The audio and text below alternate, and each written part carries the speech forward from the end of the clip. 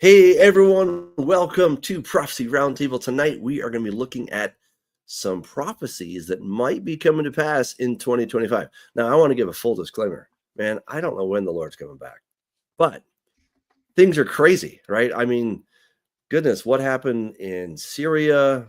Of course, things are going, crazy in the Middle East. We have technology. I don't know. I keep thinking we're making Skynet from Terminator. Like I just keep wondering, like, does nobody see we're making Skynet like right at the very moment, right? Who knows? We'll have to wait and see. But to help us decode what is going to maybe happen this next year, we have a special guest, Abraham Ojeda. He used to live in the Denver area. He moved away, sadly.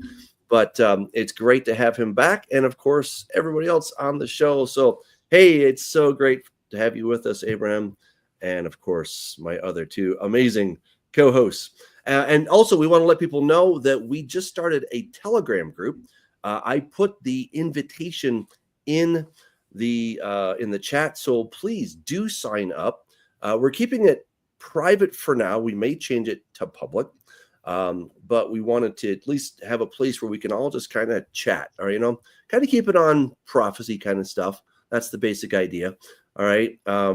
And we will be monitoring it. So if you get too out of line, you're out. But let's just have fun. Let's have a great discussion.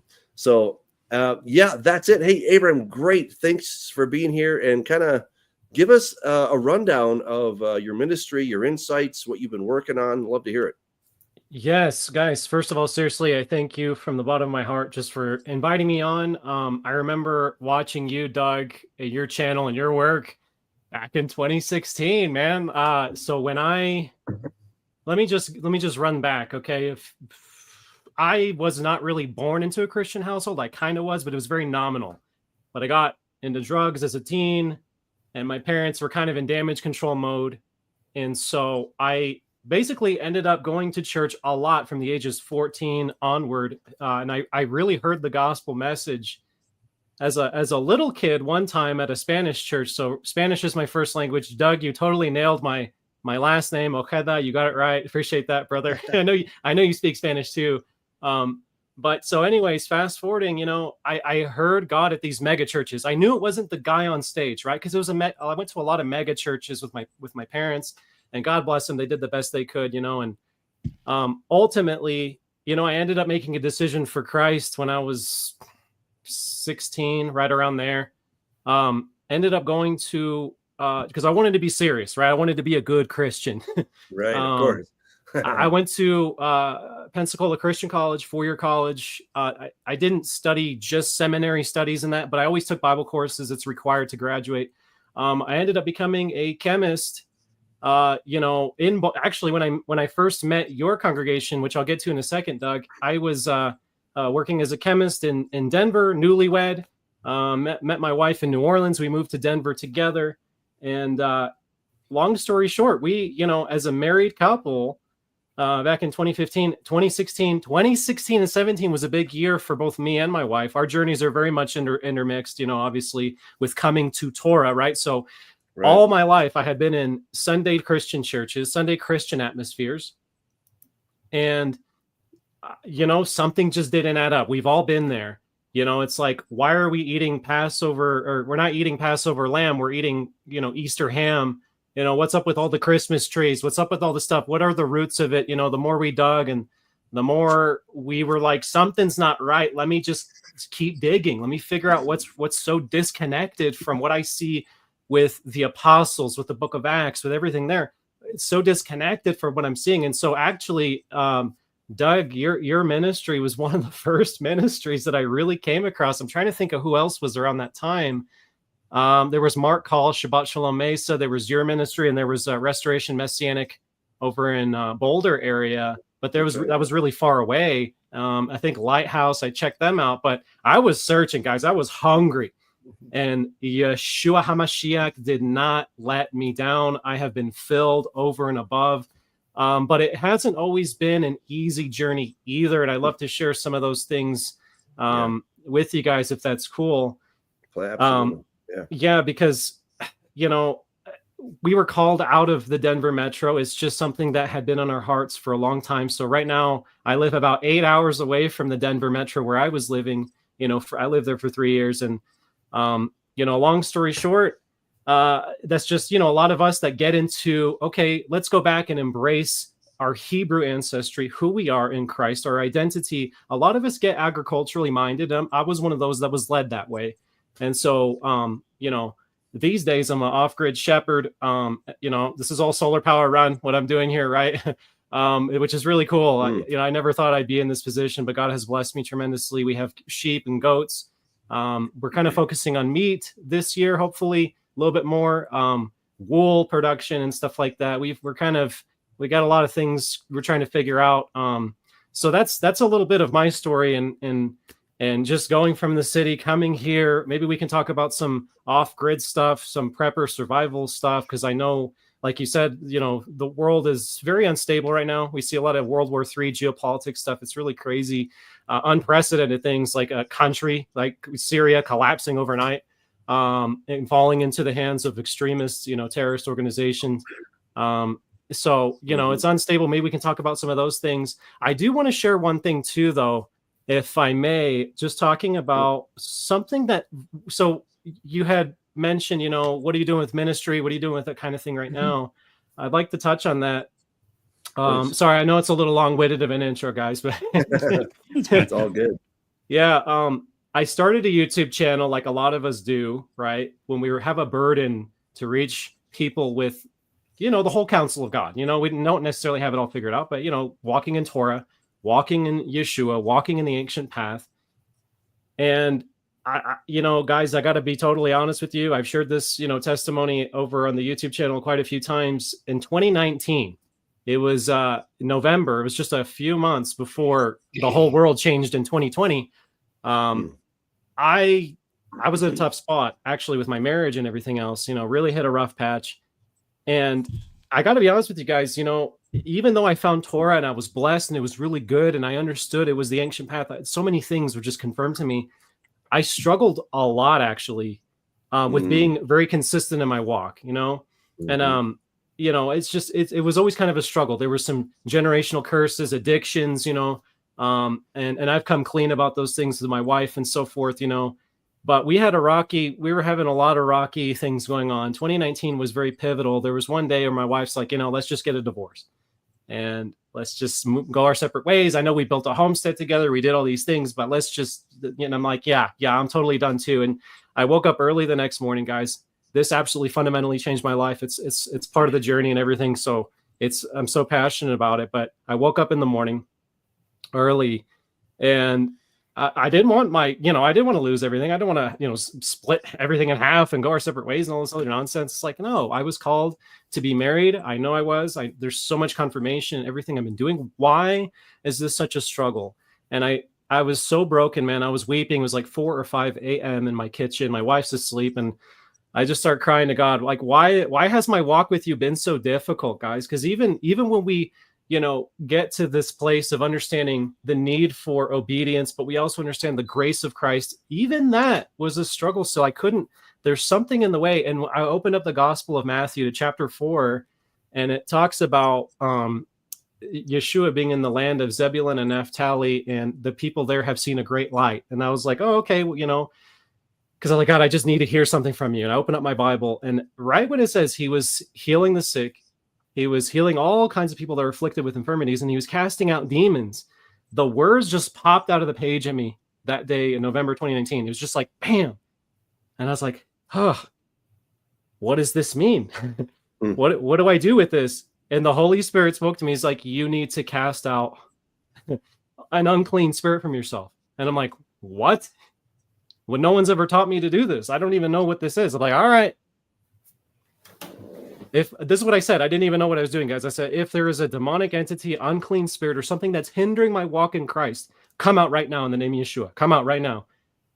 And I laughed because I said it out loud, and I was kind of like laughing. I was like, did I just say that? And all of a sudden, a split second later, I felt a vibration in my chest. Okay. Wow. And it vibrated up through my neck, and I felt like I was physically going to be sick because it went through my eyes and I lost my vision. And then something lifted off of my head. And my first question in prayer, I was like, Lord, was that you? What was that? He's like, no, what did you just pray? And I was like, oh, well, it was a demon. It was really a demon. Like, this is real. This is actually, like, this is how the world works. This is all that stuff I read in my Bible is actually applicable. Like, that actually happens. So that was the beginning of a great awakening for me. My life has never been the same since then. Launched Overcome Babylon Kingdom Secrets Academy in 2022.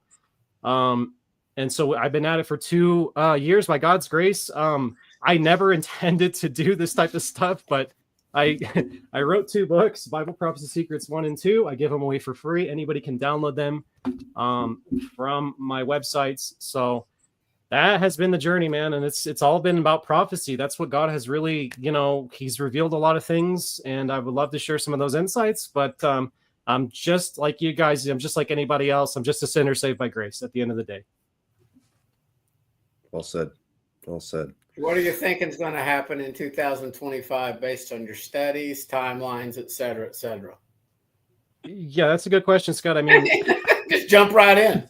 Yeah, he went for the throat. There's so many. No, I went for the topic that Joel. Yeah, I know. That's true. I wanted this topic, so let's do it.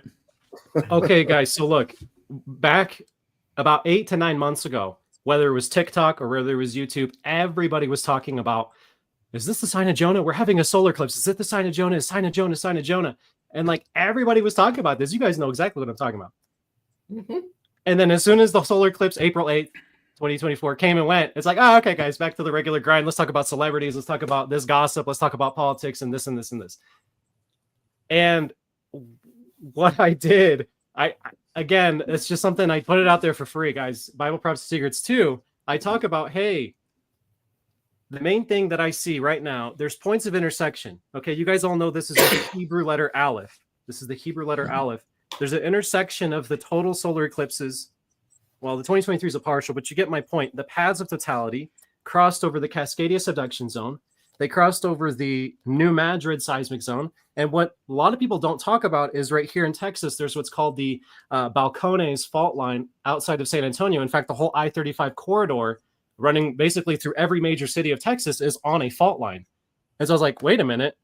And then you look at the historical patterns of eclipses, the 1811 New Madrid earthquakes. Okay, it started in December of 1811. There was a 7.0 and a 7.5 on the same day, and then you had a 7.0 and another 7.0. Well, all those earthquakes, the hundreds of aftershocks, they even said that Mississippi flowed backwards. All those things commenced, but not without a warning sign. And it was actually 2 solar eclipses that made a cross right over the New Madrid in the 1800s. 1806 and 1811 were the 2. It was a 5-year cycle, and they crossed over the New Madrid. But I have more cycles than that. So I've studied a lot of cycles because you guys know the way that God works, the way the Hebrew works is things are very cyclical. So even if you look at something that's been fulfilled in the past, like Hosea chapter 5, a new moon is going to devour you, Ephraim, Israel. Well, when Israel was conquered, something apparently happened on a new moon. Maybe we should be watching out for a new moon over the United States, over end times Israel. Maybe we should be looking for, cyclical ways of looking at the Bible. And that's exactly what I have discovered. So what I'm seeing, one of the first major things in 2025, earthquakes, big ones. I'm talking 7.0 and up. And we recently saw one in California. I did a video about this on Overcome Babylon, the YouTube channel. We did 7.0 right outside of Cape Mendocino, California. That was on December 5th, I think it was, but I'm a little rusty on that. Maybe it's 5th or 6th, but it was a big one. And it even shook, homes. I mean, it was big, but it didn't have quite the structure to cause a tsunami, to cause bigger devastation. But so Cape Mendocino right there is the southernmost tip of the Cascadia subduction zone, which again, that's where that intersection was of the 2023 and 2017 solar eclipses. And so the intersections are the places that matter. So thoughts on that, guys? I'd love to see what you guys think about all that so far. Have you heard about these things? I know people have covered it, but I've made a point to really be very specific. We should be looking for these things. I'm just glad it's going to happen in Texas. So looks like Colorado has left off This is good. This is good news, guys. This means we can ski until the apocalypse. Come on. Look on the bright side here. You, I have never been an earthquake studier, but again, from a standpoint of that is certainly going to be one of the signs as far as when we're approaching then, which I believe they are, then that should be one of the signs is there's going to be earthquakes in diverse places. A little earthquake in California or whatever is not a big deal, but you start seeing earthquakes in places that, at least during my lifetime, we haven't seen. I can see how that would certainly be Yah's way of trying to wake up his people, get people to repent. And so, that earthquakes has not been my forte, though, Abraham. So when I'm ignorant on something, I would just go, yeah, I'm pretty ignorant on it. Okay, so when I was writing my book back in 2010, I was writing about the New Madrid fault line blowing up, and basically I was trying to pattern it after 1811, 1812. And so I was just praying every morning, hey, God, if you've got anything interesting for me, throw it at me, get it to me. And so my next door neighbor and I did not talk very much, but he happened to wander over as I was typing on my book. And he said, hey, I want to show you my book. And I said, what's this? He said, it's about fault lines. And he said, I think you need to be aware of this. I don't know why, but I think you need to be aware of it, that there's the mid-continent fault line that goes across America. Basically, it follows the point that Abraham just listed, basically close to I-80, all the way across to New Jersey. And if that blew at the same time as the New Madrid fault line, it would form a water cross across America.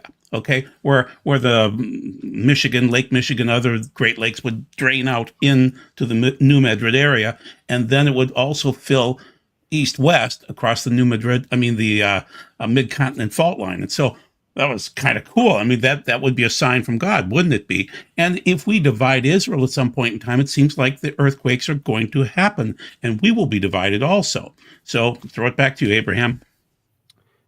Yeah. One cycle I would like to touch on too, because it took a lot of digging to find this one. Let me tell you. You go to a historical eclipse cycle over the United States before the United States is even officially a country, right? 1694 to 1701. You have two annular solar eclipses, and the 1694 one went right through Tahlequah, Oklahoma, which was the capital of the Cherokee Nation. It wasn't at that time, but they eventually migrated westward, and an ancient Ketua or Cherokee prophecy was actually fulfilled. And that solar eclipse preceded the fulfillment of the prophecy that was received amongst the natives, which they believed in Yahweh. That's how they referred to Yahweh or Yehovah. Yahweh. They said if they fell away from their traditions, because apparently they had very Hebrew traditions too. I've looked into it, and I've had a buddy of mine, Jeff Pletcher, on the Overcome Babylon podcast. He's broken out a lot of these things. But if they fell away, they would be subject to Elohim's judgment. Well, that's exactly what happened. Trail of Tears, right? Happened later in the 1800s. But before all that happened, there was a solar eclipse that went right through Tahlequah, and it exited the country. So from south to east to northeast, exited right over Washington, D.C. So that's 1694. You had an annular solar eclipse. Then, 7 years later. No, what is that? Yeah, 7 years later. 7, right?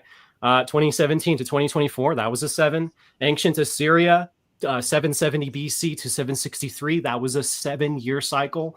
There's another one coming up. Maybe we can talk about that more. There's going to be another solar eclipse crossover Egypt, end times Egypt, which is very relevant for Isaiah chapter 19, the fulfillment of Isaiah 19. But going back to 1694, 1701, you have this solar eclipse cycle. They don't cross. They don't intersect anywhere. One of them, like I said, Tahlequah, Oklahoma to Washington, D.C. Then in 1701, there was the a Cascadia subduction zone solar eclipse. It was this annular solar eclipse.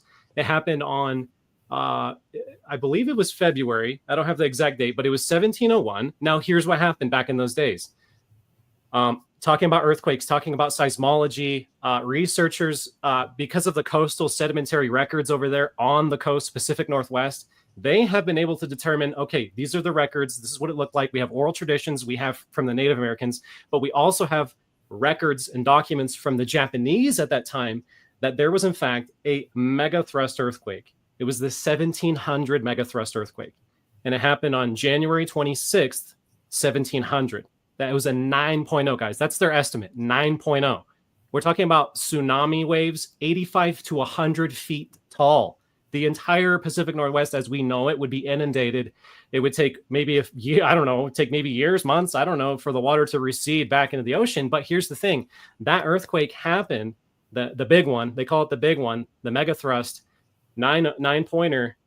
The tsunami was so powerful, it didn't just hit the West Coast, Pacific Northwest, it went all the way to Japan a day later. And every single village that was not above, at least 50 feet above sea level on the Japan.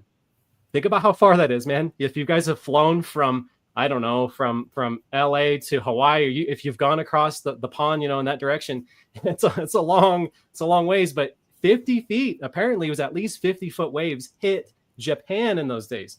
Now, remember, there's a solar eclipse. We're talking about a specific period of time, 1694 to 1701. So you had that megathrust earthquake, 9-pointer. Before that, exactly 30 days before that, you had a Christmas Day earthquake in the New Madrid, which French missionaries were like, wow, this is really big. The Native Americans also wrote about it. It was a big one in New Madrid, the seismic zone there. Obviously, I've been talking about it, but it's right there in Missouri, but it really hits all those states, Tennessee, Arkansas, all those states get affected, and even up to upstate New York can be affected because of how massive when the New Madrid goes off, it's massive. And so that happened 30 days later. Then you have the megathrust and the Cascadia. So these things are very connected, if that makes sense. Wow. I mean, that's a lot of detail. Okay. So kind of bring it home for us. What do you potentially see happening in 2025 or 6 or 7? I mean, we don't have to stay right on that year, but I mean, what are the implications for us? Kind of spoon feed me here, because you've done a lot of research, and I'm trying to follow what are the implications for us. So aside from in order to, we always talk about this, we hear about this all the time, right? Especially you guys are teachers, you're the same way. Those who don't learn from history are doomed to repeat it. I say that all the time. It's, we all do as teachers. So the main thing to do is to go back to ancient Assyria. And so what you'll do is in the Gospels, specifically Matthew, he does the best job. At the beginning of Christ's ministry, the Pharisees come up and they're like, hey, show us a sign. And Jesus is like, no, you're not going to get a sign. And then later on, like several chapters, I forget the exact chapters, but you have it early in Matthew and later, like chapter 16, if I'm not mistaken, the Pharisees ask him for a sign again later. And he's like, but they ask for a sign from heaven. And so Jesus is like, you guys know when the weather is, fair, when it's fair, when it's threatening and dark, when it's threatening and dark, a storm is coming. It's going to be bad weather today. And he calls them hypocrites. And he says, a crooked and perverse generation seeks after a sign, but no sign shall be given to it except for the sign of the prophet Jonah. And so by implication, there's two implications. Number one, the sign of Jonah appears to every crooked and adulterous generation at some point. And I've demonstrated that through my research. The fall of nations, the rise and fall of empires from Babylon, indeed, yes, indeed, guys, all the way from Babylon, there's an eclipse cycle there, all the way to now, the rise and fall of empires has been accompanied by the sign of Jonah in different ways. And so with ancient Assyria, the second implication of what Yeshua said is it's celestial. That's simply, show us a sign from heaven, celestial. So number one, any crooked generation gets it. Number two, celestial in nature. That's what we should be looking for, just looking at Yeshua's words. And so when you go back, you go to NASA, Eclipse Info, Eclipse Wise, you look at Espenac and all their records. You go to the 700s BC. The reason we pin the date of the 700s BC for the actual sign of Jonah that Christ was talking about is because specifically in Kings, I believe it's 2 Kings chapter 14. I don't have it off the top of my head, but it specifically says that Jonah, son of Amittai, was a prophet during the reign of Jeroboam II. And we know exactly when that date is because we're able to do that. You can look at Galil, Kitchen. You can look at the different, historians and chronologists, and we can see, okay, we know when that is. That's the first clue. The second clue is in the different, what do they call it? Before you get there, I really want to ask, we generally think of the sign of Jonah as him being swallowed by a fish, 3 days, coming back. So the way I've understood the sign of Jonah in relation to Jesus is he's saying, you guys won't get anything except for my burial and resurrection. It sounds like you're suggesting that it's some kind of a heavenly sign in the sky that they're actually, that they understood. Is that what you're and I would say it could be both and, Doug. Quite often it is. It could have been something but why would the Pharisees have really thought about something in the sky? I mean, because they would have known scripture probably better than we do, that the sun, moon, and stars were created for signs and for appointed times. Whereas, again, in our upbringing, a sign might have been, it's viewed as maybe a miracle. And he was doing miracles left and right, as if that wasn't good enough evidence for them. Just the miracles he did. I've been going through on the Hanukkah issue lately, and it's like, tell us if you're Messiah. And it's like, I've told you. Not only had he told him, he had demonstrated. He was healing the sick. He was opening the eyes of the blind. You see in his ministry all these signs, these miracles. But I think it is both and.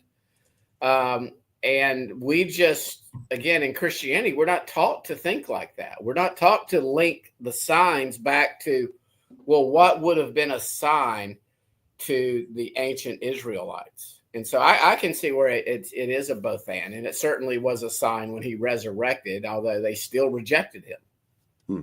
Okay. So. Doug, we've seen it with Babylon. I went back in April 8th time frame, the eclipse time frame, and I looked at it, and Babylon had those signs. They were, I think, 5 or 7 year signs, but there were the eclipses, and judgment seemed to pour out during those time frames. Then also with Nineveh, it was the same situation. You saw those eclipses. So I agree with Scott. It seems like both, they would have just associated both. Abraham, I'll put this up for you. I mean, I have read, probably hundreds of times in my lifetime through the Babylon passages and studying them. And I've never really thought, until you just brought it up, an earthquake that would do this, either in the Atlantic, the Gulf of Mexico.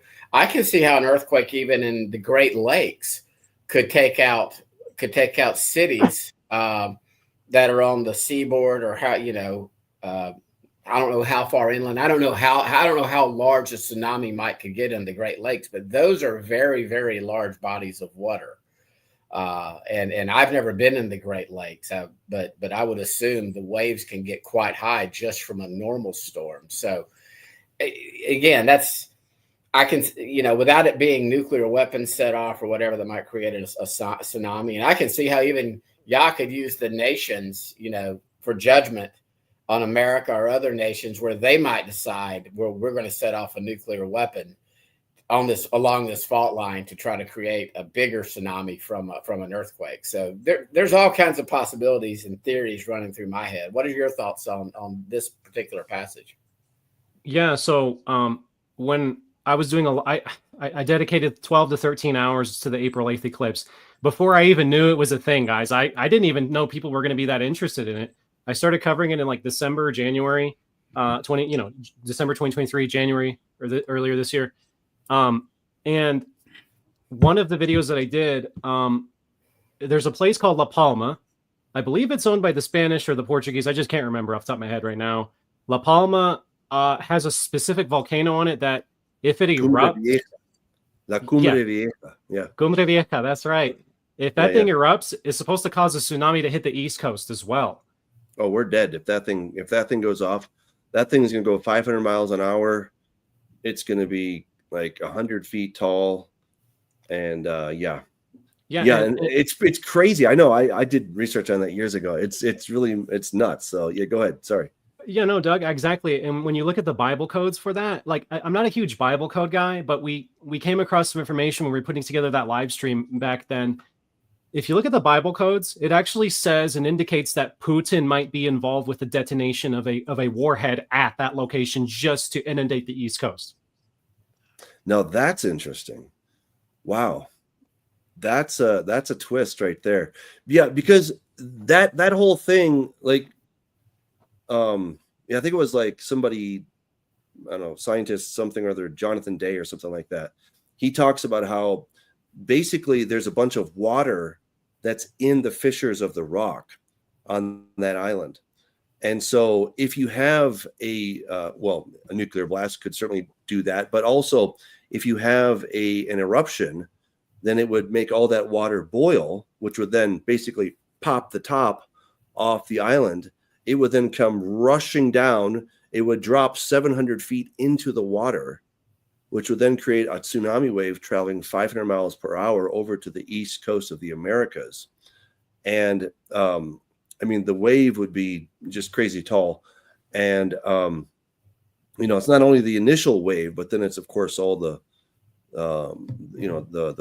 flooding that would come in after that, the flood surge, I mean, it would do a tremendous amount of damage. And of course, that's where a lot of people live, right? That's where a lot of the population tends to live. Wasn't that in the news a few years ago about a possible eruption? Don't I remember that? Because I heard, or at least I heard in prophecy circles. They've been talking about it. They're saying that it's way overdue. It's like, 150,000 years overdue or whatever. Well, and let's be honest, when we start looking at the United States of America and the left coast and the east coast, that is where evil just loves to live. I'm not saying we don't have a lot of evil people here in Alabama, but comparatively speaking to the East Coast and the West Coast, they're the ones that are wanting to support little kids changing from pretending that they can change from a boy to a girl. All of this, no doubt, 100% abominations, evil in the eyes of Yah, and I can see how Yah will judge America, but he could even do it selectively based on region and location, as opposed to simply judging the entire landmass, which is a very, very large landmass. Not trying to say that any state is righteous, but there are certainly pockets in America that follow Christian, biblical, Judeo-Christian morals and beliefs a lot more than other pockets. So I could even see how certain cities could get wiped out, one way or the other. Because cities are cesspools. Okay, so Abraham, do you think that based on the 2017, 2023, 2024, these odd little solar eclipses, that there's a pattern there and that it's setting up for something that's prophetic? That's a great question, Joel. So the reason I brought up the La Palma, the eruption there, is because the 2024 solar eclipse, the path actually ended over there. So they actually saw it. It wasn't obviously a full eclipse like what we would see here in the United States, but they actually got touched. The westernmost part of Europe got touched by the April 8th, 2024 eclipse. And so it appears that the omen reached La Palma, basically. But yeah, going to your question, Joel, I guess we kind of have to still backtrack a little bit to ancient Assyria to understand the pattern, to understand the cyclical nature of these things. Again, so I was kind of pinpointing the ancient sign of Jonah. And again, Doug, I know you're kind of like, wait, is this for real? Like, is this legit? A sign in heaven? It is, Doug. What I do whenever I have a question like that, it's a hypothesis. Okay, right. I think this may or may not be true. Let me go see what I find. I didn't go into it with a bias, of course. I just hey, let me see what it is, because everybody's saying the sign of Jonah has something to do with the solar eclipse. Let's just see what it is. And what I found is that just like America's 7-year triple eclipse, Assyria had a 7-year triple eclipse. And this is what most people don't talk about. I don't know why. After everybody, let's face it, guys, everybody's making money off the YouTube algorithm, getting the pump up the views and all that kind of stuff. And that's their business. But they kind of dropped the ball, is what I'm saying. Like all the big YouTubers, everybody who would cover it, they kind of dropped the ball, and no one figured it out that it's actually a cycle of 7 years, roughly, with 3 solar eclipses. So in 770 BC, we start this whole thing off, the judgment of Nineveh, with it's a total solar eclipse. Okay, Americas began with a total solar eclipse in 2017. That went through the southernmost extremity of the Assyrian Empire. That's key.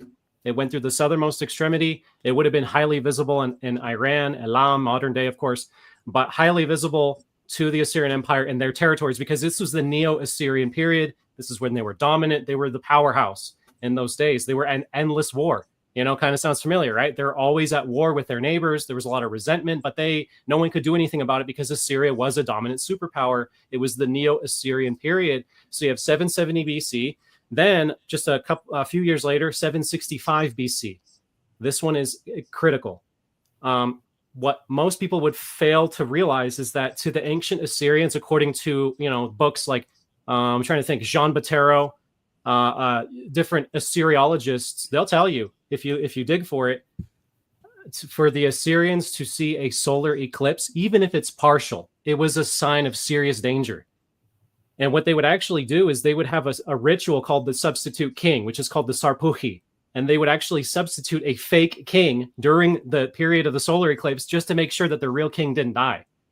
So to say that this was like, no big deal, inconsequential, no, it was a really big deal to ancient Assyria. They understood that it means something. These solar eclipses mean something. So in 765, you have a solar eclipse that traveled through the Mediterranean. And it went through Athens, Greece. It went through Istanbul, what would become Istanbul, Turkey. And Constantinople, I believe it went through at that time. But even that eclipse, because it was total, even though it was in the Mediterranean, it would have been like 70 or 80% visible to Nineveh, the capital of ancient Assyria. So again, we have 770, we have 765, and then we have the grand finale to complete the 7-year cycle of judgment to Nineveh. 763 is when you have a eclipse go pretty much right through ancient Nineveh. And that's the one that people talked about a lot on the internet, on the interwebs, right? But it wasn't that wasn't technically the sign of Jonah. It was a cycle. God doesn't just judge right away, right? He gives people warnings. He tells them to repent. So he gives people time. And so relaying that to today, so the eclipses over America from 2017 to 2024, it began with a total, ended with a total. Assyria began with a total eclipse, 770, ended with a total eclipse in 763. Guys, you cannot make this stuff up. I've mapped it out. I've charted it out. When do you believe Jonah was sent to Assyria? What year?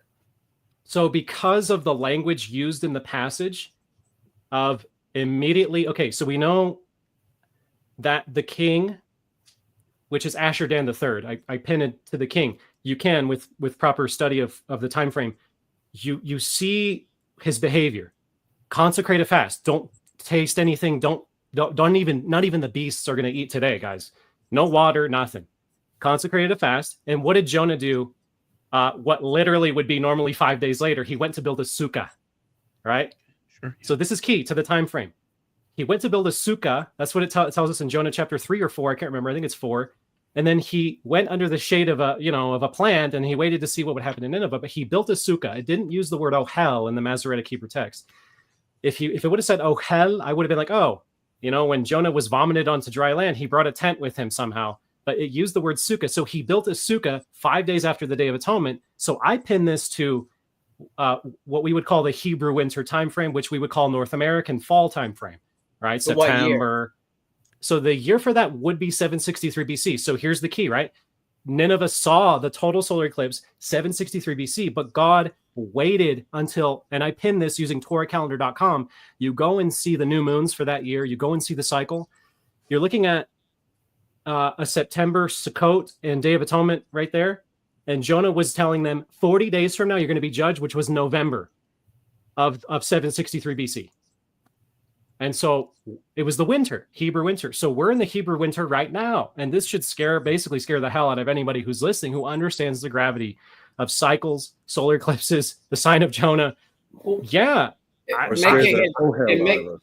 Making another connection to the 40, again, and sometimes there is a day for a year principle in scripture, and a lot of times that is a very valid thing. What happened to the house of Judah, to Jerusalem, for what I believe would be 40 years after Yeshua returned and ascended to his place?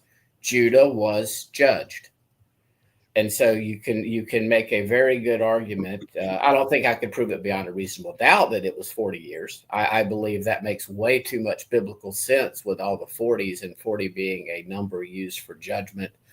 40 years in the wilderness, the 40 days and 40 nights, et cetera, et cetera. You've got all these. Have you ever thought about that, Abraham, as far as how Judah was actually judged after Yeshua was crucified, resurrected, ascended? Yeah, that's a new connection. I haven't thought about it. Yeah. I mean, they were judged. I mean, not a stone was left unturned. And, ever since then, Yah's been using Islam almost to put a thumb in Judah's eye now, even to this day, as far as look what I did back in 70 AD. And go ahead. Doug, to prove it to you, I think it's Joel Kramer from Expedition Bible found a stele from Nineveh that talks about which king was present and when this thing occurred. And so it's recorded. It's like their stele of wars, And so they document this odd pattern that Abraham's talking about. It's just very interesting that it's well documented and it matches up with the Bible perfectly. So it's a good video. I'll try to find it. That's very cool. So you think judgment could be coming, Abraham? It's only a matter of when, not if, of course. It's just I have my finger on the pulse for this winter.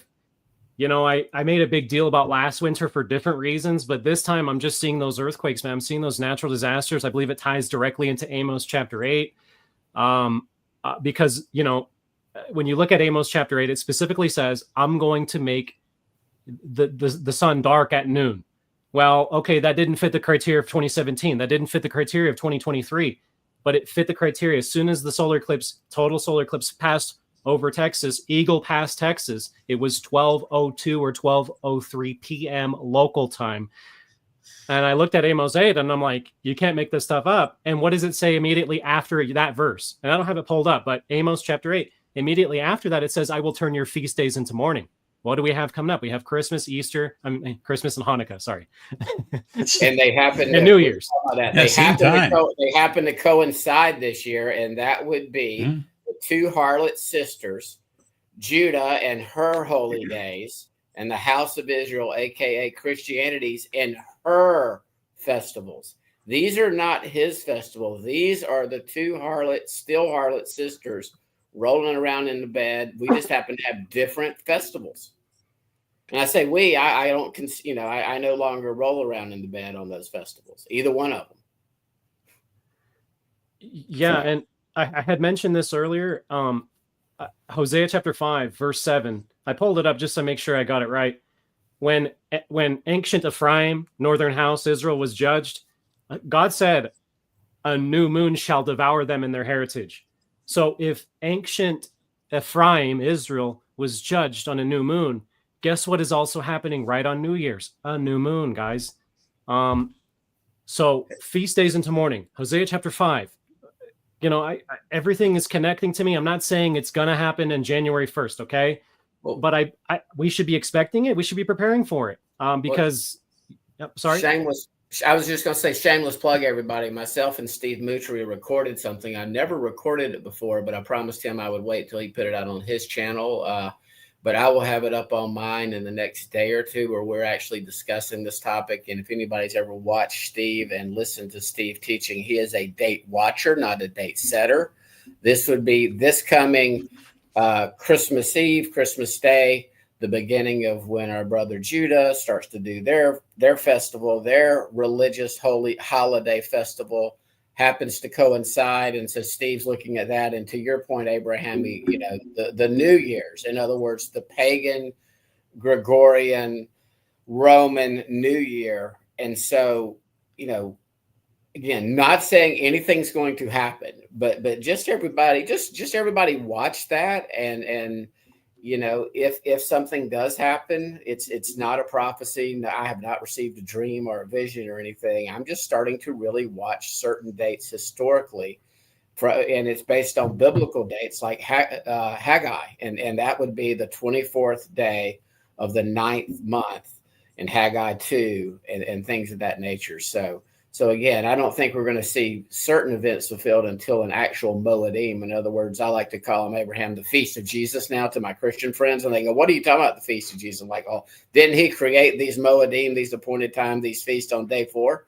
Is he the creator God or not? And so it kind of, when you call them the Feast of Jesus, you kind of get people, you get people starting to ask that question, like, what in the heck are you talking about? Those are the Jewish feasts, and so, but I do believe those dates that prophets received the word of Yah, those specific dates that have happened in history, through Judah's history, through the house of Israel's history, maybe historically, or when the prophet was given a certain prophecy. Pay attention to that as I believe events unfold. Pay attention to when things happened in the past, because as Abraham pointed out earlier, prophecy is cyclical.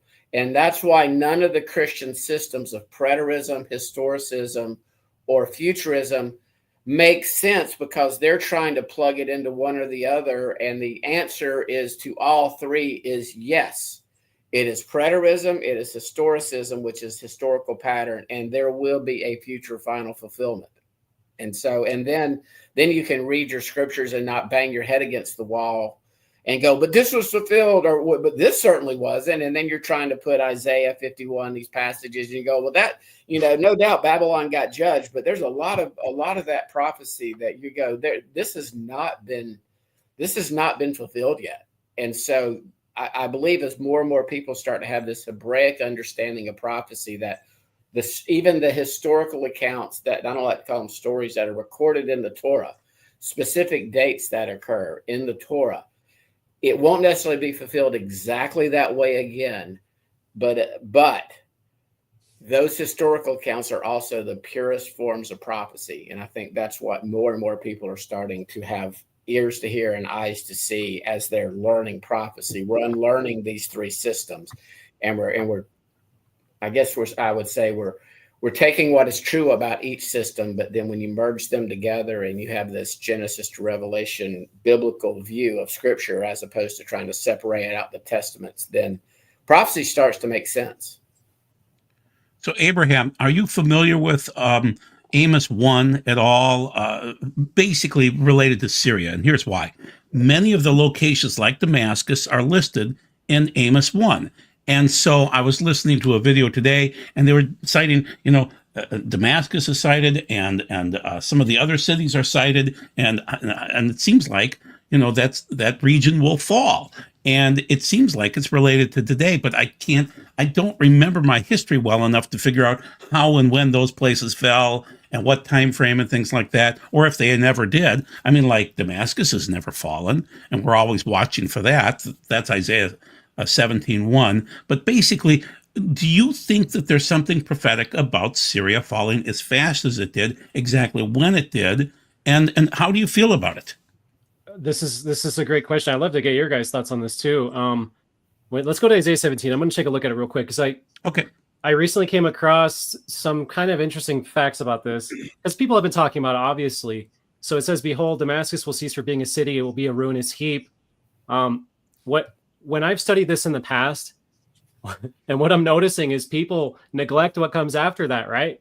It says, in that day, it'll come to pass, and this is verse 4, that the glory of Jacob will wane, and the fatness of his flesh grow lean. And it talks about, basically talks about end times Israel being judged. Now, Abraham, you skipped verse 3. The fortress. Yeah, the fortress Also shall cease from Ephraim. And who is currently has the greatest armed forces in the entire world, in military bases all over the world?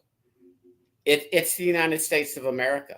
I mean, and so again, I look at this as sort of, it's not going to be good for Ephraim. And I do believe that America fits the picture of Ephraim. It is a multitude of nations. It is a melting pot of people from all over the world that have come here.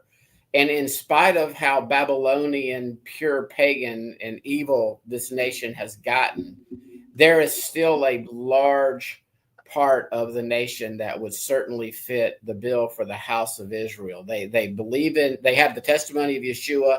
They've been taught love your neighbor, love others. The gospel has went out from America. There's been many great things about this country, but we fit, I believe, what would be called end times Ephraim, simply because we are a multitude of nations. And you could even make a good argument that now with Britain and other European Western countries opening up borders, that they would fit that bill more. Whereas you go to certain countries, Asia, Africa, things of that nature, they are not such a melting pot. They are still more, homogenous comparatively speaking to Europe and America. So, and Canada and Australia. And so, again, don't like to do a DNA thing, but I don't think there's any doubt that the Western nations have had that firstborn blessing. They have been more fruitful than those in Africa, South America, and Asia until very recently. So you just see all these patterns, and when you start to look at prophecy, and you see House of Israel or you see Ephraim, pay attention, everybody. Don't just think, because there's no such country called Ephraim right now. Everybody's like, well, it has to be it. But the Bible is not about America. The Bible is not about China or South America. It's only about these lands, ancient lands surrounding. Well, where in the heck? There's no country called Ephraim. The West Bank is kind of that, isn't it? What now? The West Isn't Bank. it Britain? No, that would be the location. No, not Britain. But there is no country right now called Ephraim. Yeah. There would be a geographical location, but Ephraim was swallowed up by the nations, and we're still in exile. We live in Babylon to the point of Abraham's channel. We're to overcome Babylon and eventually get out of here one way or the other. So. Yeah, that's you pretty much see Ephraim in a very similar way than that I do, Scott. The only difference is I see Ephraim. Let me backtrack. Jacob, obviously, when he had Reuben was the firstborn. Reuben, he was the firstborn blessing recipient, but because he slept with Jacob's concubine, he forfeited it.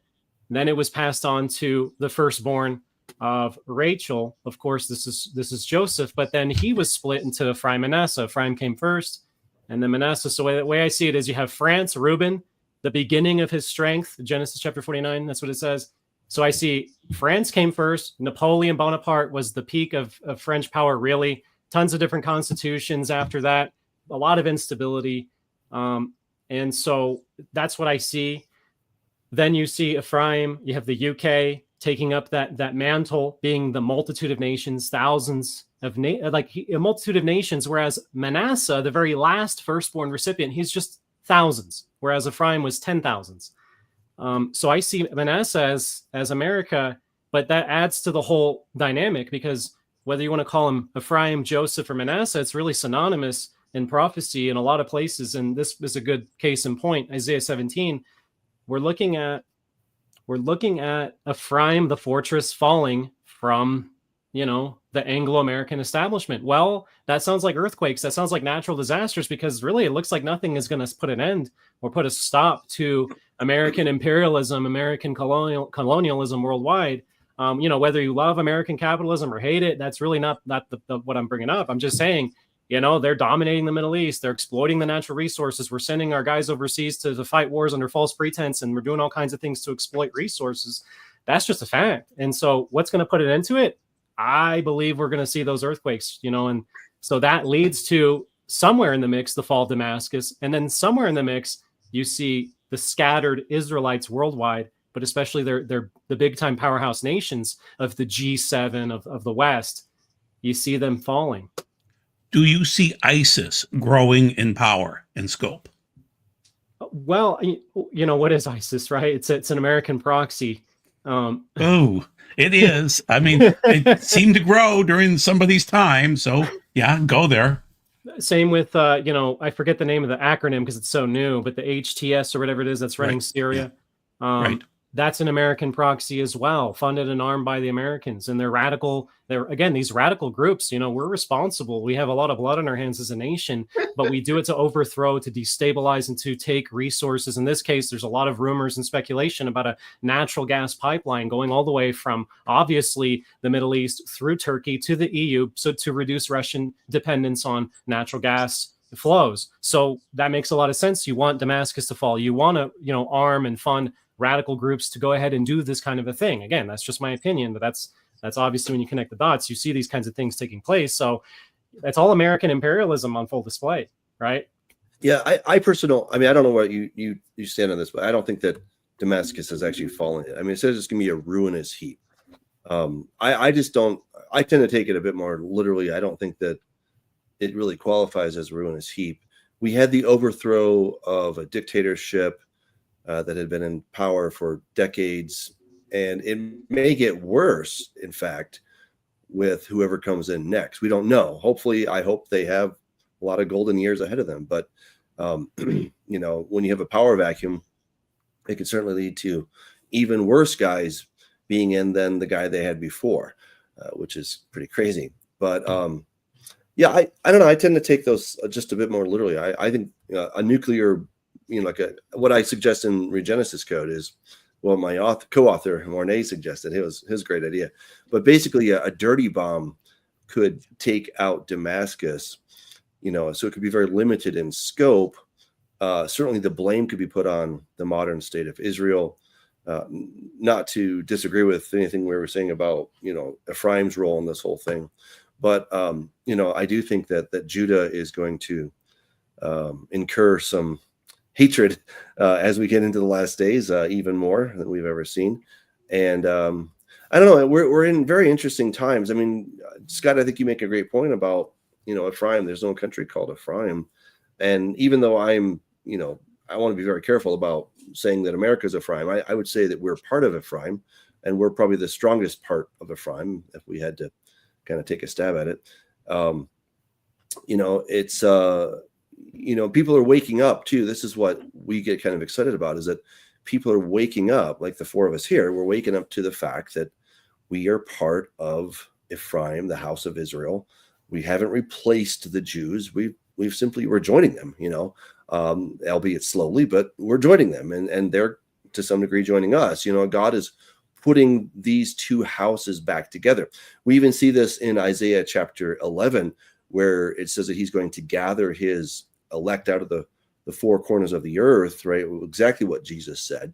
And he says, then Judah will not harass Ephraim, and Ephraim will not be jealous of Judah anymore. I mean, we clearly have that going on. That's been happening for hundreds of years, basically, where the church, aka Ephraim, unbeknownst to many of them, were very hateful toward the Jewish people. I mean, just look at the last couple thousand years, and I think you guys will know that there's been a lot of hatred. And of course, Judah has been, to some degree, and for good reason, distrustful of Ephraim. And so all of that is going to be finally resolved when the Lord comes back. And so, the only way we can have any sense of Ephraim, of these passages, is that Ephraim has to be out there somewhere. And, turns out that we looked in the mirror like, oh, there we are, so that's kind of cool, and so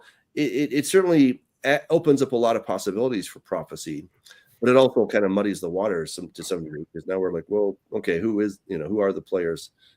So I don't know, we're in crazy. Let's talk about the players. So in Ezekiel 38:39, we have players, and two of them don't seem to play well together. They're Sunni and Shiite. So the Sunni side would be more Turkey and Syria and those areas right now that we're dealing with. And then the other side is the Shiite side, which is Iran, Persia. They're part of it too. And right now they don't talk to each other. They hate each other, but at some point in time they seem to come together and then fight against Israel. Abraham, how do you see that coming together? That's really good, brother. To add to your point, Doug, I agree. I'm looking for physical destruction of Damascus, and it makes even more sense now, because, of course, if it's under Anglo-American Israeli occupation, even more reason for a specific prophecy that has to do with Persia, to add to your point, Joel. Mm-hmm. I'm looking for a very specific prophecy to unfold. It's Isaiah chapter 22. I haven't really looked at a whole lot of commentaries on it because I don't know. It was really obvious to me what it was talking about when I was studying it. But I'm looking for Persia to play a pretty big role. But before we talk about that, I guess cool. BRICS, one thing that I talk about a lot on my channel is the BRICS nations. It was the BRICS, just the Brazil, India, China, South Africa. It was just them for a while. And something happened in 2023. And to this day, it was the biggest YouTube video I ever did. I think it's because it was accurate in a strange way. Obviously, I never say thus says the Lord. I'm not presumptuous. But I said, hey, guys, BRICS is going to join and become the BRICS 10 of Revelation chapter 17 to take down the West beginning August 2023. And that ended up being correct because the last annual BRICS summit, not the one this year, but the one prior, you had the formation of, okay, now Saudi Arabia is getting in there. Now you have all these players getting in there. Obviously, Persia. You have all basically the exact nations that are being spoken of in Ezekiel 38, 39 are in the BRICS. You've got East versus West. I mean, you've got you do. If we look at it from a Christian historical standpoint, too, everybody, Mama Rome is not happy right now with the Russian Orthodox Church. I mean, I believe we've seen sort of a renewal of that rivalry coming to fruition, and again, at the upper echelons of these occultists, I think they know they're all on the same team.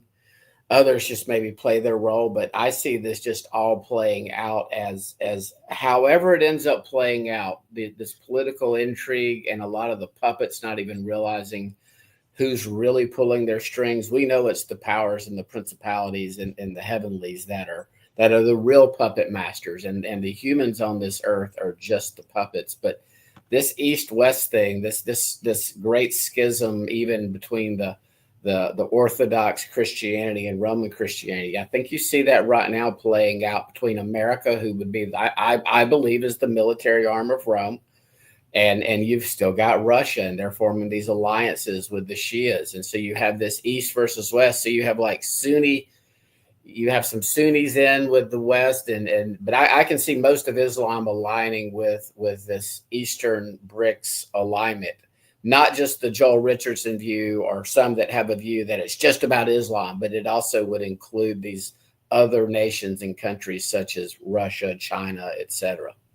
So that's possible. In other words, I'm like you, Abraham. I'm not a thus saith the Lord. I'm just watching things unfold, and it is interesting that BRICS went to 10. Joel has an interesting theory on technocracy and how these 10 kings, maybe somebody like a Bill Gates, an Elon Musk, which I don't think he called all of his companies X, that has occultic symbols, the number 10, the Roman number 10.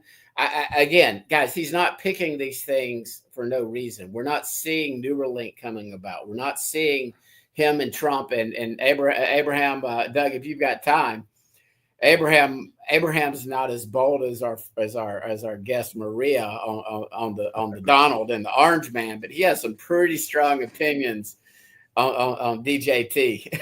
So, and I can't say that he's wrong.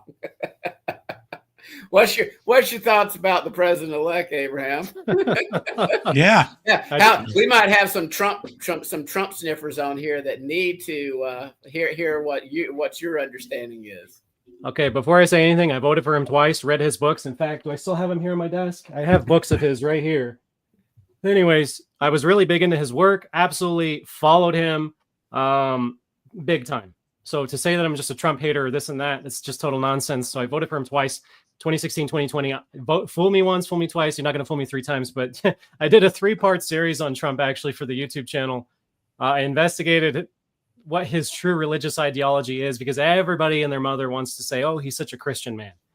Oh, he's so blessed, brother. Didn't you see Brandon Biggs' ear prophecy when Trump, got shot in the ear And Brandon Biggs predicted it. And Brandon Biggs also said that Trump is just this radically born again Christian man. And so I hit that really hard, guys, because there are a lot of people coming up and having dreams and saying things, and they're not 100% true, but they are saying thus says the Lord. And they're saying this is straight from God, man. This is God's word to you guys. And they're saying he's a Christian. He's going to, he's going to restore the country. We're going to have this golden age. It's going to be so amazing.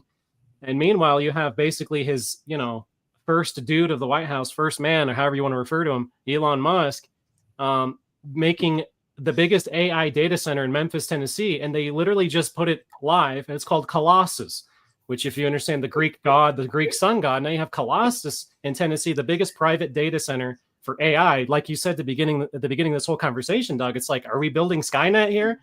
Like, at what point are the robots and the machines and the AI and the algorithms going to launch the nukes from the silos or something crazy? Something's going to get out of hand. I'm just saying. Mm-hmm. Well, and what I just put up is over at where they rededicated the Cathedral of Notre Dame, and there's him and Macron giving each other the secret, spooky Freemason handshake. Yeah.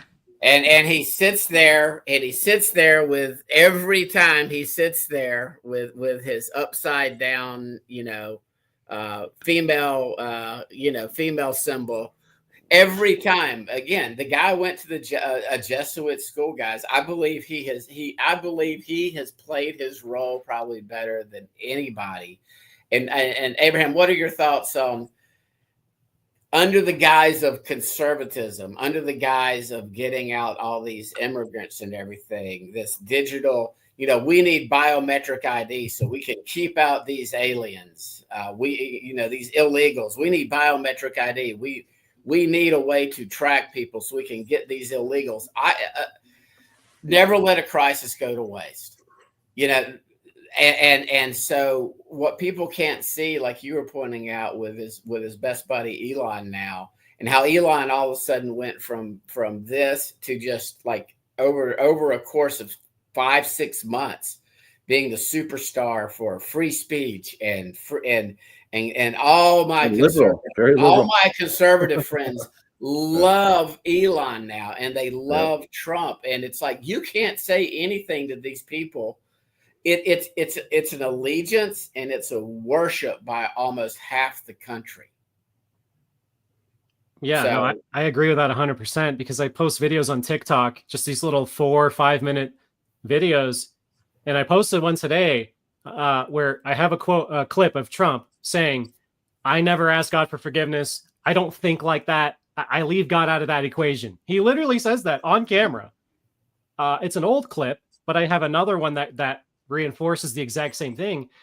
And in the comments, because I did a commentary, I'm like, guys, this is what it means to be a Christian. This is what it means to be born again. And I did a little commentary. And in the comments, people are apologizing for him. Hey, why are you judging Abraham? Why are you being so hard on Trump? He's a good. Speak of the devil, John Barney, right here. That is bunk, Scott. John, I love you, son, sir. Whatever you are, I'm assuming you're a male, but you have been snowed and deceived so bad. And if you just take a look at the Trump Tower and all the occult symbolism on it, and take a look at his penthouse, he loves Apollo. I mean, just again, I'm not like Maria. I'm not saying that Trump is the little horn or anything like that. But if we're at the end of this age and he's going to be the president-elect of America, and that is who Yah has appointed, again, Yah has appointed him, not Satan, not a lower minion. Yah has appointed him. And maybe it's not for this golden age of America. Maybe it's not for this new dawn that the occult has been saying would happen in 2025. Maybe you should listen to Michael Flynn leading a bunch of deceived Christians in an occultic prayer said by Elizabeth Clare Prophet. I mean, when you see the people that he is surrounding himself with, when you understand the Christian nationalists and how they are in bed with Zionism, and when you understand the bigger picture of Zionism, and I'm not being anti-Judah, I'm just saying, people, take off the I love Israel glasses. God brought them there for a reason. He brought them there because all nations are going to ultimately gather against them. And they had to be in the land, but it's not like he just approves of Judah rejecting his offering of himself. And so when you start to look at this bigger picture, you're like going, oh my goodness, you know, and you're like, it's like we've all been pulled and played our entire childhoods and adulthood lives. And once you see it, you're like going, oh man, you know, and you see the programming. I love watching both sides now. I love watching Fox News for a little bit, and I love watching MSNBC, CNN, not to learn anything, but just to see how the maestros are playing that side of the board, and go over here and see it play. You know, it's like we're going to play the same tune, but we're going to change up the notes so we can manipulate this side of the people, so that left versus right, so we actually almost hate each other. You know, that's the Hegelian dialectic right there. It's you know, it is. And you know, I was talking with my friend Ed yesterday, and we were just kind of both lamenting how, you know, we often make God in our own image, you know. And look, I'm the first to admit I've made God in my own image, because, I mean, what do I really have? I have what I learned in Sunday school. Okay, yeah, Sunday school. What I learned from my pastors and teachers over the years. What I learned from my parents. What I learned from Charles Ryrie theology book. What I used to teach. You know, I was steeped in that, all that stuff. And then I have my own understanding of the Bible. And it's crazy, because I probably know the Bible better than 98% of the people on planet Earth. And yet I can only understand God to the extent that of the things that I've studied. And it's so limited. It's so filtered, right? I have such a very limited understanding of God. And so what I would suggest for myself and for all of us is great amounts of humility. Okay. A huge amount. Well, so that when we meet somebody that sees things a little bit differently than us, just say, you know what? There's a lot I don't know. I do not have the corner on the truth. And I think if we could take that position, you know, we'd start to love each other again. But we get so haughty, we get so prideful, and, you know, I figured it out. I've got the right understanding, or my church does, you know, but we don't. You know, we'd have just a tiny little bit of the truth. But Doug, you do understand that the front of the book is still valid. You have now, again, not saying you're smarter, but you no longer deny the heavens and the earth. You know, when Yeshua said, not one jot, not one tittle until heaven and earth pass away, you now believe that, and you don't teach it. It's not that you're smarter. It's not that you're a more loving person. And I put this up here because we got another comment. LA says, I can't support replacement theology. When you have been indoctrinated into Christian Zionism or dispensationalism, when you hear something like what we're talking about, we are not talking about the church replacing Judah or Israel. We are saying that you need to go back, read your Bible, understand that it was Yah that united Israel into two different nations. The nation that you have been taught is Israel was just the nation of Judah. The other nation was conquered by Syria, and then they were scattered to and swallowed up by the nations. And it's not that we're smarter or anything like this. I was blind as a bat to this until 2017. And it was just, you know, my interest in prophecy. I started studying and realized that these are not Jewish feasts. Next thing you know, I figured out that Sabbath was not Jewish. Things of that nature. And it's Yah opening eyes, but you've got to do this. To see this, you've got to actually be willing to ask him, show me where I have been indoctrinated maybe into a system, because the system of dispensationalism, and they will apply that prayer about those who bless Israel, and they'll apply that only to the current nation state of Israel and to Jewish people. No, but yes, at the same point in time, Judah was part of Israel, is part of Israel, and will always be part of Israel, but they have never been all Israel. They're still not all Israel. Everybody in covenant is Israel. And if you can't hear that, it's just because that's the way you've been taught. And we know very, very smart people. Doug used to be a diehard dispensationalist. I did too. Doug has brothers I have brothers, and they just can't see this. I don't know why. Sometimes I think they don't want to see it. They want to be the church. They don't want to be Israel. True. And they think that it's anti-Judah to point out what the scripture says. Yeshua was said, your house is left to you desolate. He's talking to the house of Judah. It's like people don't want to read what scripture says. I am very not in favor of Judaism because it is an anti-Messiah religion. I'm not in favor of the Roman version on the other side of the equation because it is also anti-Messiah. It teaches a different Messiah than what is in scripture. That is not arrogance. That's just facts. You know, again, I don't support Judaism. I understand why Judah has been in unbelief. Romans 11 says it. We see all these, Yeshua says it. We see all the prophets saying this. But Yah has a plan for Judah. And at the very end of this age, when all these nations gather against Judah, they will look to him who they pierced. They will mourn. They will cry out, blessed is he who comes in the name of the Lord. Prophecy will be fulfilled, and Judah corporately will be saved. Then all Israel will be saved. It's not complicated unless you've been taught to only read it in that direction. What you got to say on that, Abraham? Okay, Abraham, where are you? There you are. Yeah, okay, so you and Scott seem to agree that Trump has been selected by God to be the leader going forward. So why would God choose him, and what does God want to accomplish with this Trump man? Oh, that's easy. Yeah, Leviticus 26, right, guys?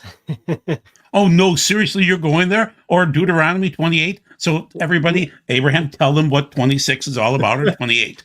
Well, I will appoint those over you who hate you.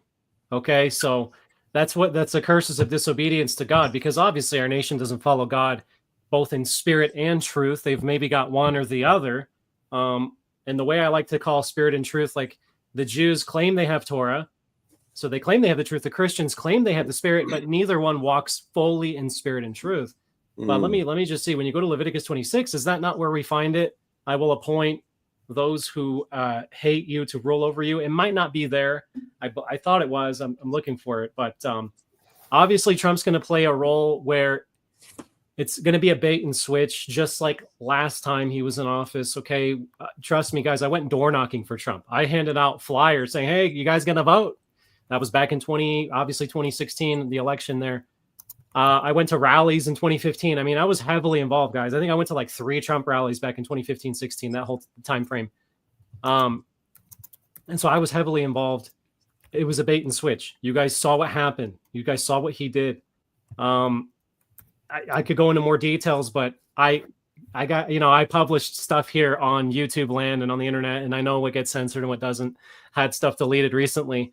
But it was a bait and switch 100%. So what's the bait and switch this time? Obviously, it's going to have to do with cryptocurrency, because there's articles coming out today. Trump is just going to turn the USA into the biggest crypto capital of the world. So it's going to have to do with crypto. It's going to have to do with AI. Obviously, Elon Musk is there as the director of Doge, whatever it is. I forget the whole agency that they're running, government efficiency. Obviously, it's important enough to have Elon in the mix, and he's big into crypto and AI. And then you see who he's surrounding himself with as well, like guys like JD Vance, who are directly connected to Palantir, which is a government surveillance data mining company that has done a bunch of stuff for the DoD, a bunch of, military industrial complex. The guy running that whole ship with Palantir, I forget his name offhand. I should know that, but he's heavily connected to JD Vance. And you just look at who he's connected to. You see who the players are. You see who he's putting in his cabinet, appointing to his cabinet. And it's pretty clear which direction we're going. It's exactly what you had mentioned earlier. I forget if it was Scott or Joel that mentioned it, but he has said, hey, we need a biometric scanning system to basically deal with illegal migration. So this crisis has been created.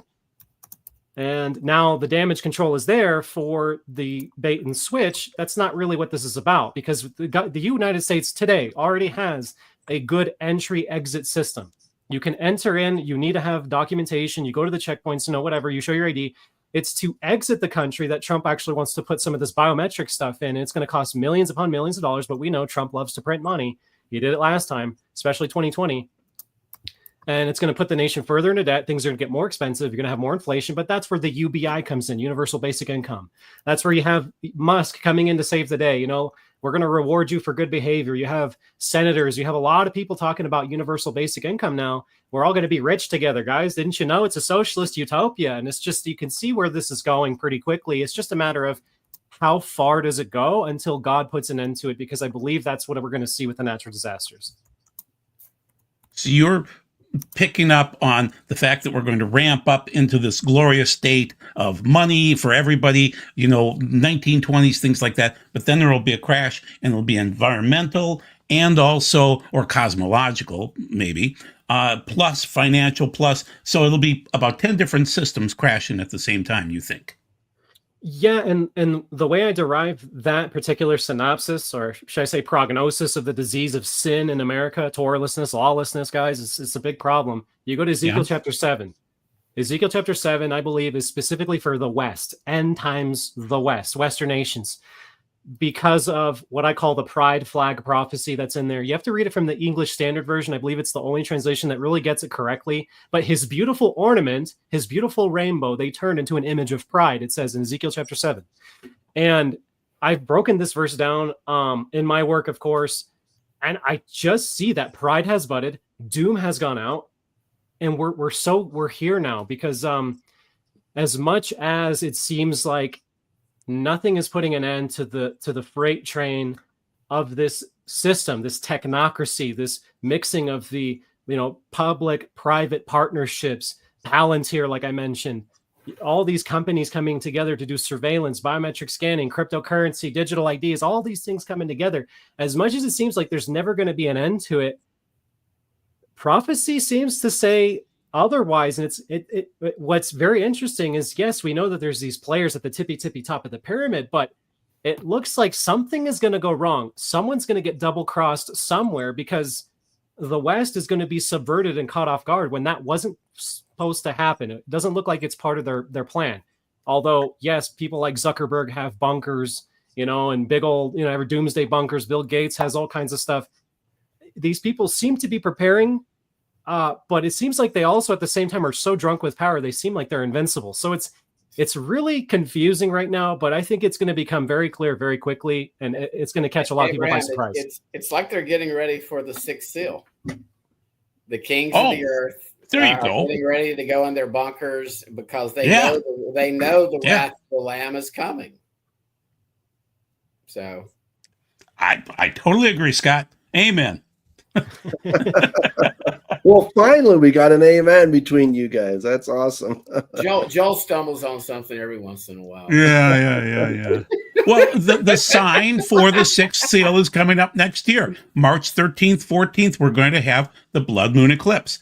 And if we have the sun go from yellow to white to red to black.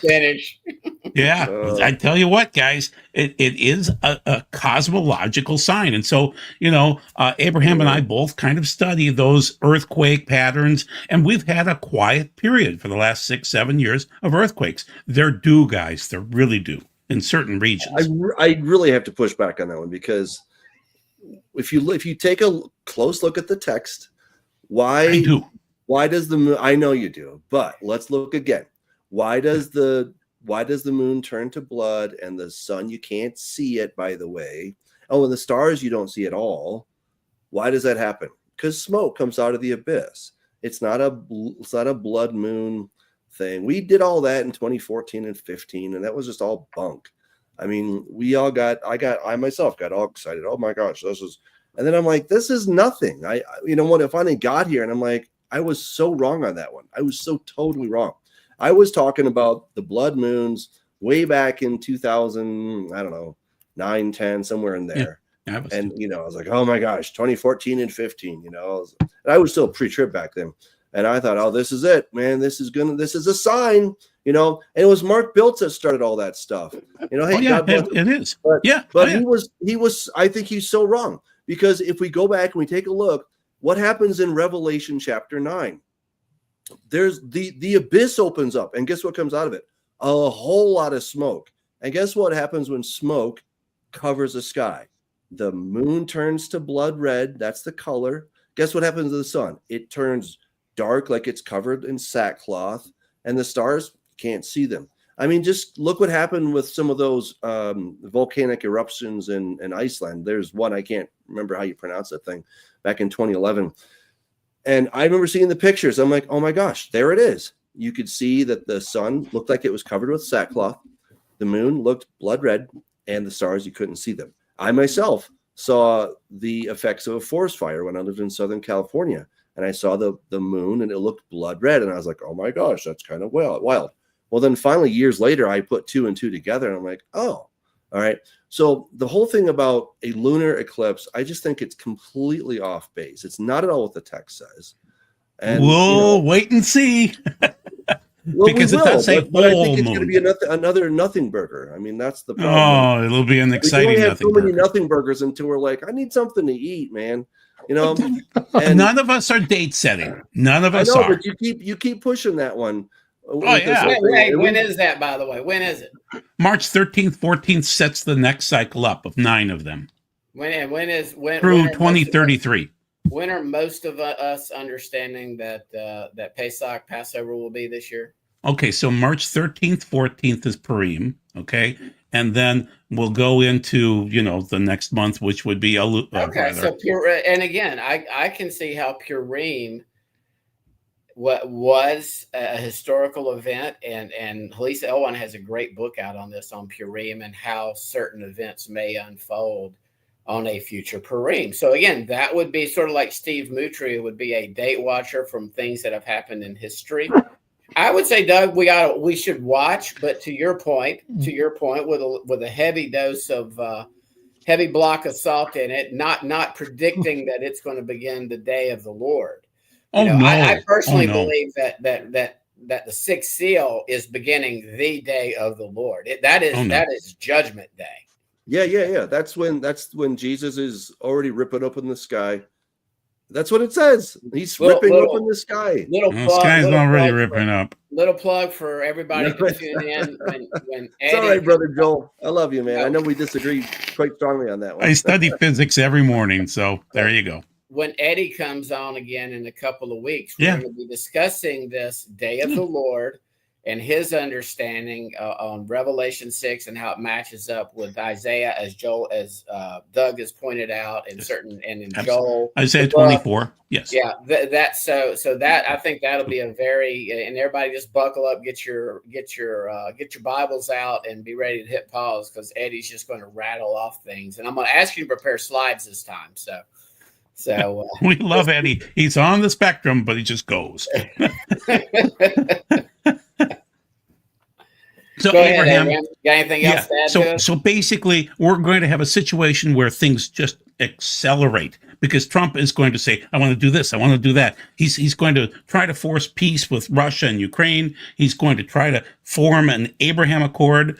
So you've got Jared Kushner that's behind the scenes working on that already. He's best friends with MBS, Mohammed bin Salman from Saudi Arabia, who has not taken power yet, but he's working on it. So Abraham, where are things going to go? Is Trump going to push for peace?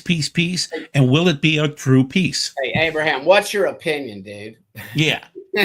Well, don't put Abraham on the spot. Where is it going to go? I want your prediction right now.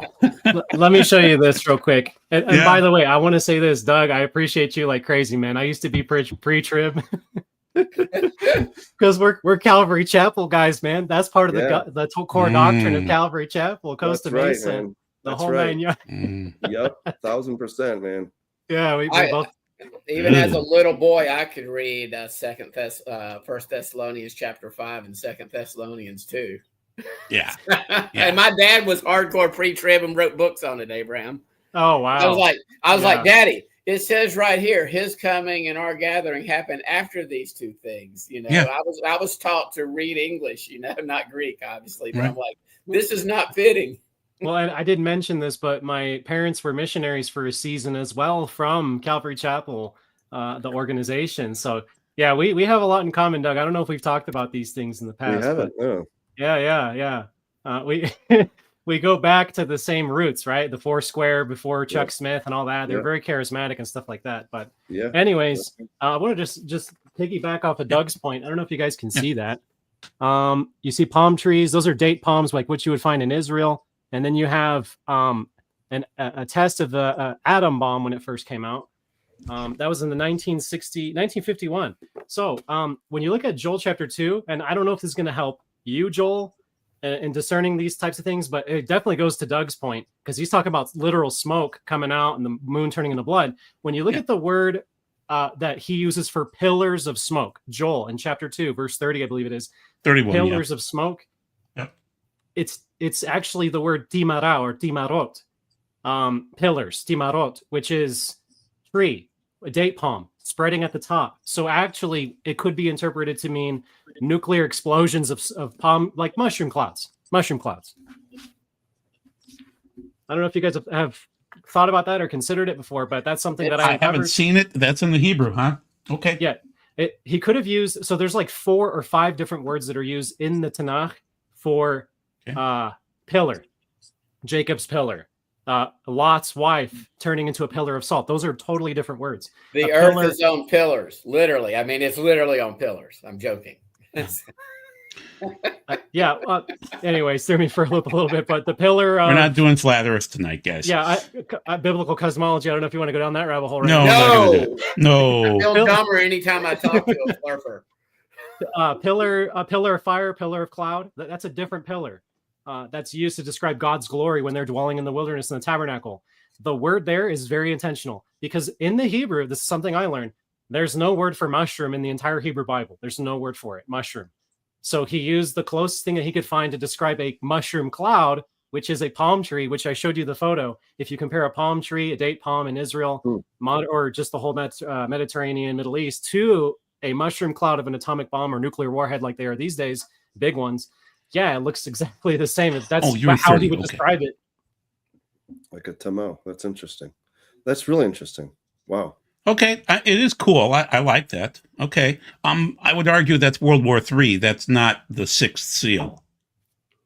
Well, like I said, I don't know where it fits. I'm different, and I've talked to you about this, Joel, privately. But yeah, I'm very different. I go to the Tanakh. I touch Revelation when it confirms things in the Tanakh, but I don't really touch Revelation that much in my work. I do, but not really a whole lot. Yeah, you're in 230. He's in Revelation. All it's doing is taking a lot of snippets. Probably most of Revelation are snippets out of the Tanakh.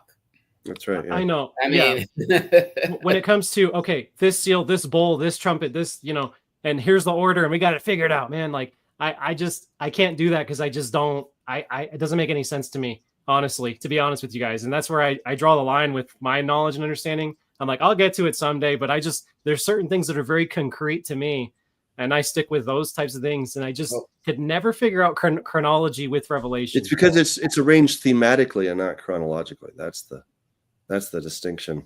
So the sixth seal is already the second coming of Jesus, and then we have these reduplications of where we come to the end, and then we go back to the beginning or pretty close, and then we see it again, and then we see it from a whole different set of camera angles. I like to think of it like a car chase, and then in the movies, the car explodes. How many times do you see that car explode? I don't know, like 4, 5, 6 times, right? Like they've got it from this angle, and then from the top, and then maybe from down below, and then when it goes off that embankment and all these different ways. And so you get to see that car explode like 5 different times, right? But it was the same explosion. And I think that's what's happening in Revelation. We have fewer events, but we have more camera angles so that we can really get a lot of detail on that. And to Scott's point, it really is just a kind of a retelling of what we see in the Old Testament. I mean, we see, Isaiah chapter 2, Isaiah 13, Isaiah 24, Isaiah 25, 6, 7, 8. Those are all like hugely the book of Revelation helps organize the jigsaw puzzle. Okay. we've got all these scattered pieces of the puzzle throughout the prophets, throughout the Torah, throughout the Psalms, throughout, we've got all these pieces, even Proverbs, talking about the harlot. Everybody thinks that that's just about going and cheating on your wife. No, that is about the Babylon. That's about the false religion. That's about what has crept into both houses. And for anybody that ever accuses me of being anti-Judah, you have not listened to this show long enough. I probably beat up on Romanized version of Jesus and how it's been taught way more than I ever talk about Judah and Judaism. Tons more, because again, our audience is generally not going to be your Orthodox Jew. It's not. It's going to be those that are still in that part of the Babylonian religious system. I'm not saying you're not saved. I'm not saying you're not going to be in the kingdom. Don't hear me say that. But you're still wrapped up in part of that harlot religion, and Yah wants you out. He wants you to start getting your garments clean, because the bridegroom is coming. Israel was not told to not touch a woman just because Yah didn't want them to have sex with their wives, although that was part of it. That was the physical. He wants you to get all the way away from any elements of Babylon, whether they be 6-pointed stars, Christmas trees, 9-branch menorahs, or Easter bunnies, or eggs, or Ishtar Day. Again, unlearn the lies. That's and I'm an equal opportunity, if anything, more so against the Christian riverbank, as far as calling people to be. I want everybody to just believe Yeshua, Jesus, meant what he said. Not one jot, not one tittle. The Babylonian star was 8 points, by the way, just so that we're clear on that. Do what now? The Babylonian star was 8 he's points. right. The hexagram is not biblical. Get it out of the house. It's just not biblical. I'm not saying it's evil. Another show for another day. Again, well, we might as well, like a synagogue from Capernaum had swastikas, 5-pointed pentagrams, and a hexagram on it. And it has swastikas on it. Nobody would ever associate swastika these days as not being an evil symbol and occultic. They all go back. You can see them in the ancient Babylon's, the steles and cultures. You see hexagrams. They're just not biblical. I'm not saying that Jews are sitting there worshiping a star, but they don't serve any purpose in God's house. He would have said, I want you to have a 6-pointed star, but instead we're giving very specific instructions.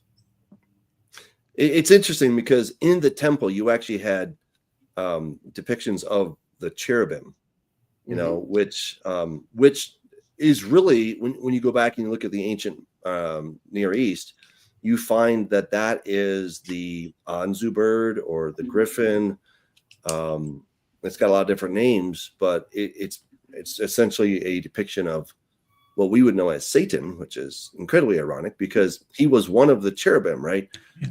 So sometimes we can paint ourselves in a theological corner when we say, well, this particular symbol is evil or it's good or whatever, when a lot of times the symbols initially had, they were neither good nor bad.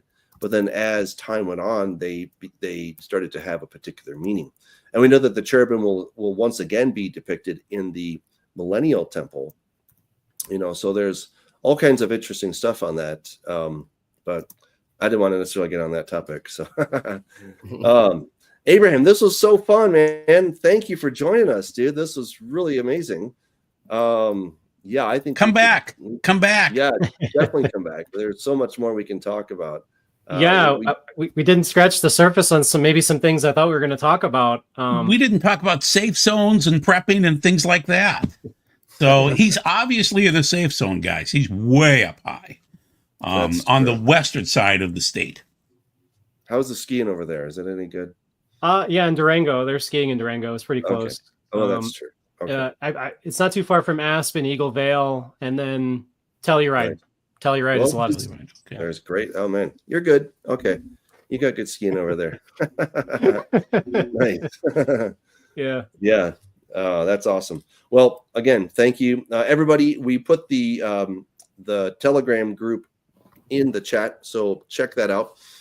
Telegram is kind of like Messenger or WhatsApp or something like that. It's a messaging app. I think it's amazing.